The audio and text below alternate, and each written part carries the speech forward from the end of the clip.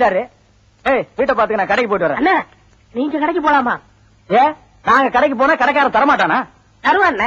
என்ன இருந்தாலும் நீங்க பெரியவங்க, உங்க உப்பு தின்னு வளர்ந்தவ. நான் இருக்கும்போது நீங்க போலாமா? காசை கொடுங்க, நான் வாங்கிட்டு வரேன். நீயா? போதும்பா, ஒரு தடவை வாழைப்பழம் வாங்கிட்டு சொல்லிட்டு நான் பட்ட அவஸ்தை, அதுக்கு இன்னும் எனக்கு விடையே தெரியல. இனிமே காசு கொடுத்து உங்ககிட்ட எதையுமே வாங்கிட்டு சொல்ல மாட்டேன். ஒரு தடவை தப்பு பண்ணிட்டேன், நான் சின்னவன் தானே, நீங்க திருத்தக்கூடாதா? உன்ன மாதிரி 80 கோடி பேர் இந்த நாட்டுல இருக்காங்க.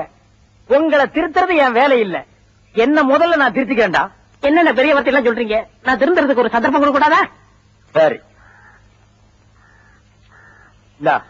என்ன வேணும்? ஒரு வெத்தலை வேண்டாம். கமிஷன் என்ன குரு கொடுங்க.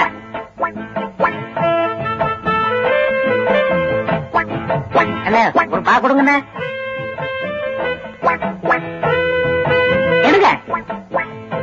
சுண்ணாம்பு இந்த அருக்கு எடுத்துக்க. என்னங்க வெளியே உட்காந்துருக்கீங்க? சாப்பிட்டேன். இந்த வெத்தலை பாக்கு வாங்கிட்டு சொல்லி நாதசா அனுப்பியிருக்கேன். நாதசா? அவனையும் அனுப்பிச்சுங்க. அவன் ஒரு மாதிரியான அவன் இப்பெல்லாம் அப்படி இல்லப்பா.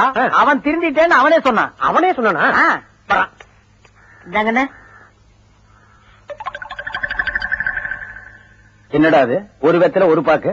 நீங்க தானே ஒரு வெத்தலை ஒரு பாக்கு சொன்னீங்க. ஆமா, நான் தான் வாங்கிட்டு வர சொன்னேன். அது என்ன டப்பாவுல சுண்ணாம்பு? இந்த ஒரு வெத்தலையும் ஒரு பாக்கையும் போடுறதுக்கு இந்த டப்பாவுல சுண்ணாம்பு.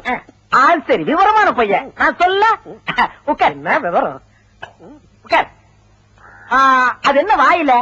வாயிலையா? ஒண்ணும் இல்லையே. நல்லா வாய் தர. என் காசையெல்லாம் தின்னது இந்த வாய் தானே.